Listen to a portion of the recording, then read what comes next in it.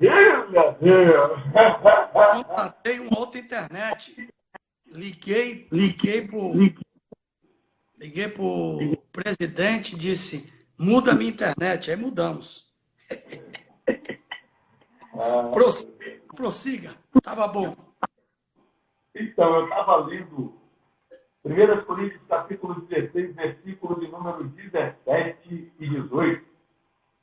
E diz assim, rogo-vos, irmãos, que notem os que promovem dissensões e escândalo contra a doutrina que vocês aprendestes. Desviai-vos deles, porque os tais não servem o nosso Senhor Jesus Cristo, mas ao seu ventre, e com as suas palavras lisonjas enganam o coração dos simples. Paulo está dando conselho para quem já ouviu e está em dúvida em meio a essas explosões de apostasia, irmão. É bom nós ficarmos no que a gente aprendeu desde o princípio, que a Bíblia diz, que o próprio Senhor Jesus lá em Apocalipse diz, olha, lembra de onde você caiu e arrependa. Pratique as primeiras obras. Pratique as primeiras obras. É importante nós voltarmos ao primeiro amor, porque é isso que está faltando à igreja. E entender e reconhecer o que o pastor Marcos está falando aí acerca de João Batista, com relação à palavra de Deus ser pregada com autoridade, com confrontamento. Hoje, a gente não pode advertir uma pessoa, a gente não pode dar conselhos a uma pessoa do modo de agir, do modo de falar, do modo de vestir, porque isso está fora do contexto hoje. Não, irmão. A gente tem que manter a prudência. A gente tem que manter a Mas nossa... isso... Continue, prossiga. Então, e aí, quando você confronta alguém hoje, pastor Marcos, eu não sei se acontece aí na sua igreja, que existe uma galeria, uma prateleira de opções de igreja que são favoráveis a tudo aquilo que ela gosta, o que ela pensa, o que ela veste, o que ela fala, o que ela pensa, o que ela come, o que ela bebe, o que ela deixa ou não de fazer. E a gente tem pregado na nossa igreja, pastor, a essência e a permanência na palavra, a obediência na palavra. Nós não vamos fugir disso. E a opção que a gente dá é a porta aberta. Outro dia, domingo, eu falei para os irmãos, se não gostar do que está falando, aqui a porta está aberta. Foi ou não foi? A porta está aberta. Mas eles não vão embora, eles não largam a gente. Na verdade, vou usar um poema. Vou usar um poema para ilustrar o que você está dizendo. Um poema. E muitas vezes o livro de Cantares de Salomão foi um livro que muita gente tentou aplicar. Eu lembro na época de seminário, em que era muito bom. Quando o pregava sobre Cantares, meu Deus, ninguém pregou e tal. Havia uma vaidade espiritual, né? Puxa, fulano pregou sobre Cantares de Salomão e ninguém... Como é que ele trouxe aquela revelação?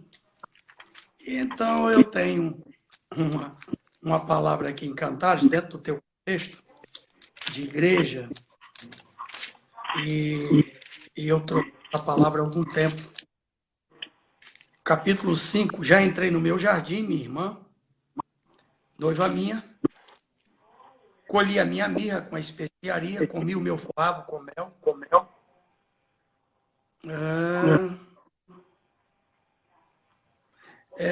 Bebi o meu vinho com leite, comei e bebei, amigos, bebei fartamente, ó amados. Versículo de número 7. Encontraram-me os guardas e rodeavam pela cidade, espancaram-me, feriram e tiraram o meu manto. Então, esse poema retrata a nação de Israel que se aplica, que o livro de Cantares se aplica à nação de Israel, e não à igreja, porque a igreja não existia. Então, não se tinha o conceito de igreja.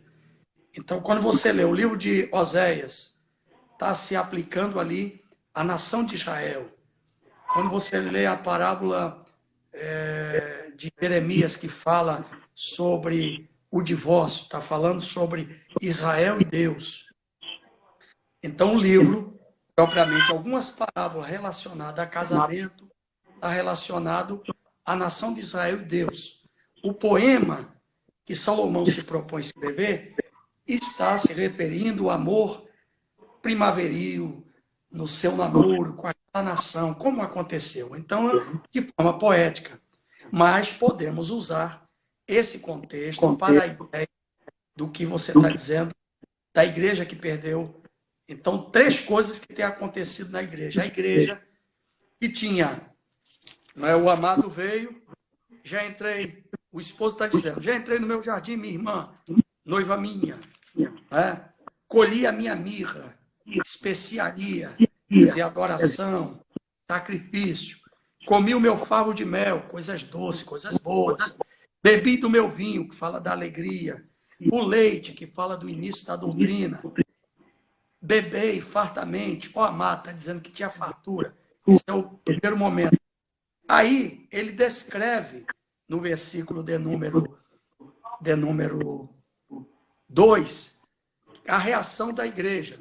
Eu dormia, mas o meu coração velava. E a voz do meu amado que está batendo.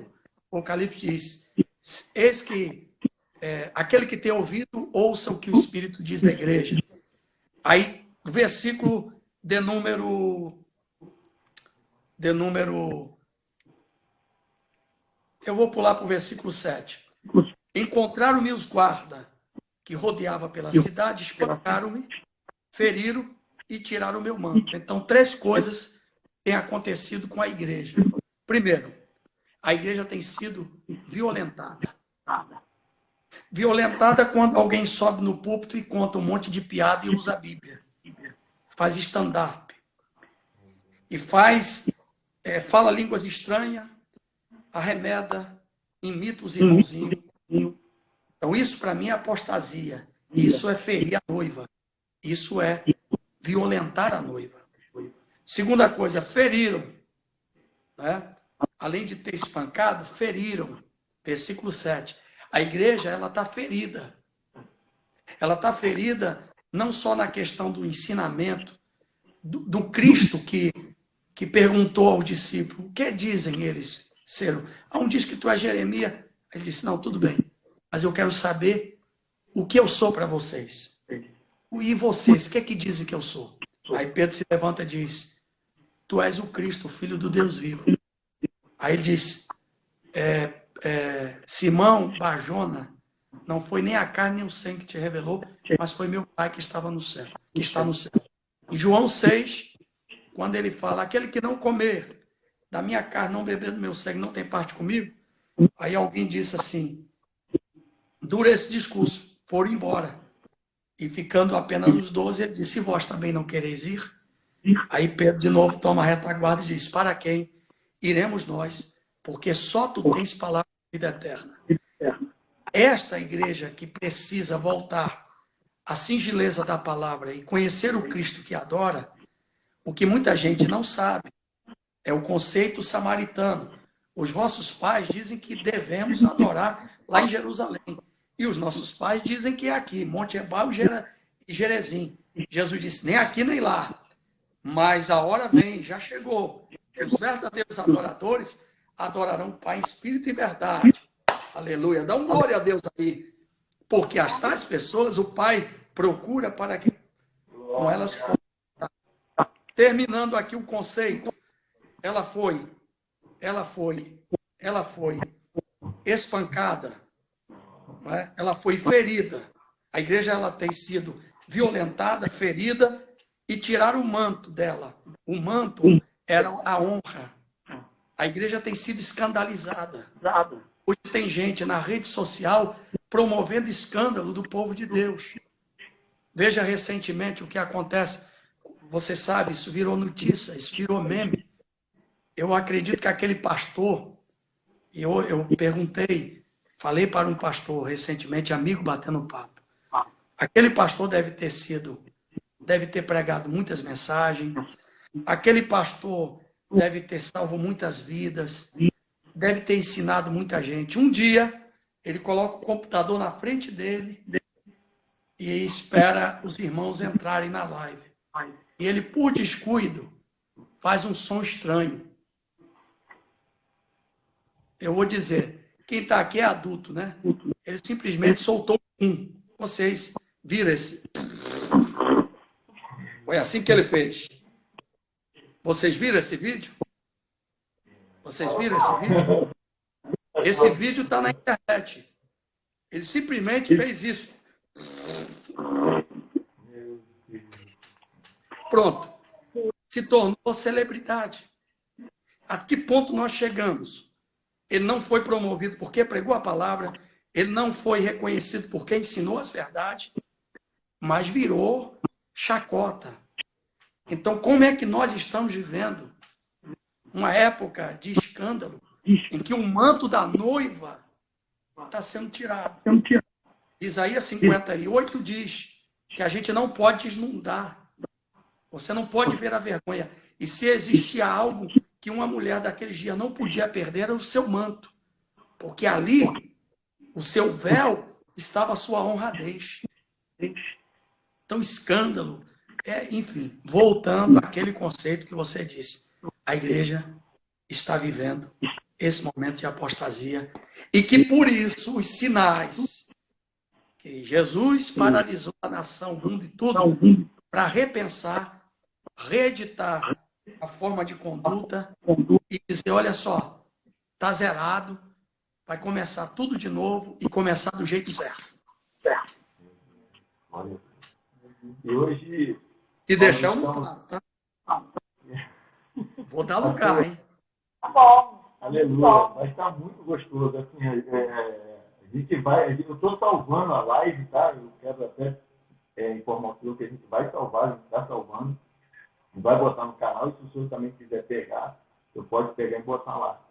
Mas é importante demais nós entendermos esse conceito da mensagem, né, do Evangelho hoje sendo pregado.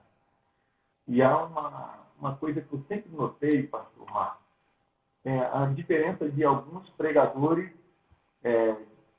do período em que o senhor citou no início dessa mensagem, o senhor citou 1999 e a virada do ano 2000 e a igreja, a graça, parece que de alguns pregadores se ofuscou e a autoridade, o poder desapareceu. As convicções da igreja parece que voltou realmente para outros conceitos e hoje parece que o povo já não espera mais com aquela mesma expectativa o retorno do nosso Senhor Jesus, já não espera mais ser batizado com o Espírito Santo. Hoje, o povo já não entra mais na igreja com aquela expectativa de que o culto hoje vai explodir, hoje Deus vai usar o pastor, hoje Deus vai usar o louvor, a equipe de louvor, eu já vou chegar para adorar, sabe? A gente já chegava, antigamente a gente chegava na igreja meia hora antes já para poder se preparar para estar apto, para que quando a adoração começasse, já entrar no manto, né, no fogo puro, que lindo. É verdade. Né? Então, hoje parece que a perspectiva do povo está diferente. E a igreja precisa retornar a isso. Nós precisamos voltar, irmão. A igreja precisa voltar a ser como era.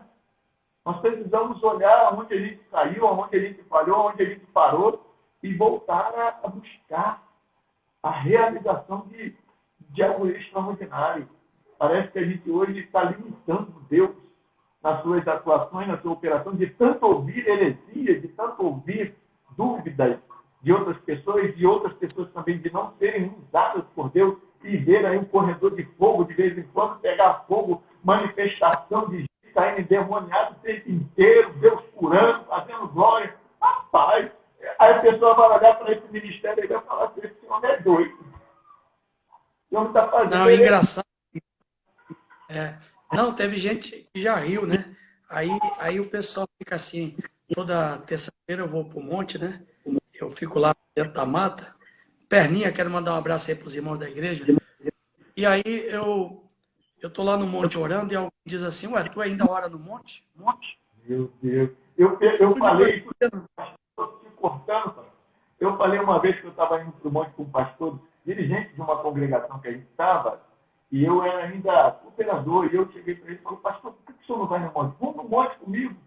Aí ele, o senhor está brito para estar no monte? E eu, meu Deus do céu. E eu ouvi isso do pastor que estava dirigindo a nossa igreja. Você está entendendo? E hoje eu estou na mesmo conceito de ir ao monte, é algo que não é comum para muita gente. Né?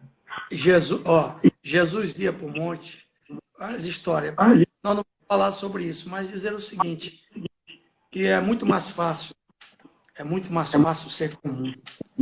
É muito mais fácil ser ordinário. Deus quer que nós sejamos extraordinários. Zaqueu era extraordinário. Zaqueu era extraordinário. Por que Zaqueu era extraordinário? Porque Zaqueu era um anão que chefiava. Jesus entrou na casa de Zaqueu porque não era porque o anãozinho era extraordinário. Diz que ele era maioral dos demais. Quer dizer, como é que um anão ia ser maioral? A vida toda, todo mundo olhava para ele de cima para baixo, ele olhava de baixo para cima. Mas um dia, ele se vingou de todo mundo, subiu numa figueira brava e olhou todo mundo de cima para baixo. Aí Jesus disse, está vendo como ele é extraordinário? Aí Jesus disse, hoje chegou salvação nessa casa, porque este é filho de Abraão. O que é o seu filho de Abraão? É o camarada que vive extraordinariamente. O comum, o corriqueiro, o trivial, todo mundo faz, amigo. Não jejuma, não busca, não ora, não lê Bíblia. Porque tem gente ultrapassada, rapaz. Ultrapassado, o cara não lê a Bíblia, não estuda, não pesquisa, entendeu? O mesmo conceito. Peraí, a revelação, ela é progressiva. A revelação, ela é aquilo que Jeremias diz, porque a fidelidade do Senhor se renova a cada dia. Eu prego muitos textos. Eu tive dificuldade uma vez para pregar num texto. Eu disse, não está certo. Eu preguei até o versículo 5, mas o versículo 8, 9, o versículo 7, 8 e 9, não pude pregar. Eu digo, está errado. Tem alguma coisa errada. Salmo 137. Ele diz assim, feliz será aquele que pegar os filhos da Babilônia. Feliz será aquele que se vingar, que fizer a ti o mesmo mal que tu nos fizeste. Feliz será aquele que pegar os seus filhos e tacar na pedra.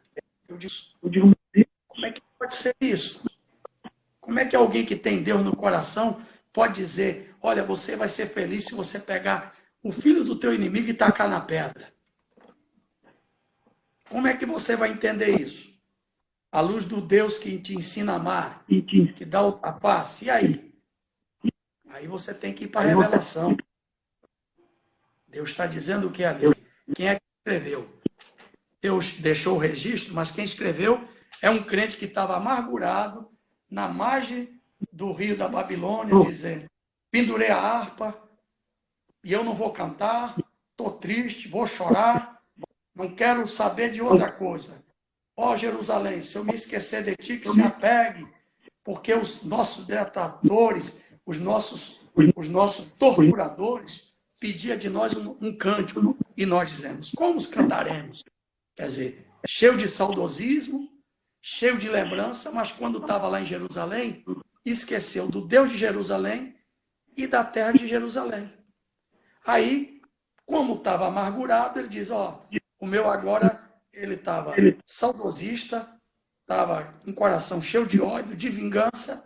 Aí você vai retroagir o Salmo 126, você vai ver um outro salmista dizendo, quando o Senhor nos tirou do cativeiro, a nossa boca se encheu de riso. E entre as nações dizia, grandes coisas fez o Senhor por eles. É por isso que nós estamos alegres. Da outra margem tinha alguém cheio de amargura e do outro lado da margem tinha alguém celebrando e dizendo, traz-nos outra vez, Senhor. Então é a forma, é a perspectiva. Deus quer que nesse momento, antes do arrebatamento da igreja, nós venhamos viver o extraordinário. Acho que se deixar, a gente vai embora com essa live aí. Né? Basta demais. E a gente só falou um versículo acerca do sinal. E eu estava meditando ontem, juntamente com um grupo de irmãos da nossa igreja. Só para te dizer que falta, só para te dizer, amado, que falta 8 minutos para eu fazer a minha live no Facebook, hein? Não, você vai para lá agora. Então, aí a gente percebeu aqui que existe muita coisa acerca desse versículo e desses sinais. Foram sinais constantes, um atrás do outro, que Jesus disse, e todos eles têm se cumprido. Mas um dos mais importantes, eu acredito que seja essa questão hoje da apostasia. A igreja não pode mais adormecer, permanecer adormecida, e temos que voltar à raiz da palavra de Deus, temos que voltar a praticar as obras que foram aplicadas, que foram dadas por Jesus. Jesus falou: aquele que me ama guardará a minha palavra. Viremos para ele e faremos nele morada. Meus irmãos, nós só vamos viver o sobrenatural de Deus à medida que a palavra de Deus está em nós. Então, guarda essa palavra no seu coração aí, os irmãos. Glória a Deus. Depois, e que Deus possa abençoar a vida de todos que estão aqui conosco até esse momento. Pode fazer. O Wesley, qual é o nome desse irmão que está aí, abençoado? É o Gabriel. Gabriel. E a minha esposa Maura. Eu não entendi. É Maura. Maura, missionária Maura. Que Deus te abençoe. Amém. Mas, Senhor, pastor Marcelo, muito obrigado pelo carinho, tá? Obrigado. E assim que passar, nós vamos aí. Eu quero ir aí em Macaé. Amém. É o quarto do profeta. Glória a Deus. Glória a Deus. Paz, amigos. Deus abençoe. Paz. O cantor, né? O cantor. Os pedidos de oração. Nós vamos fazer agora. Eu quero dizer para os irmãos que a gente vai continuar com a live aqui. Vou estar chamando o cantor Robson Araújo. Vai estar finalizando conosco aqui.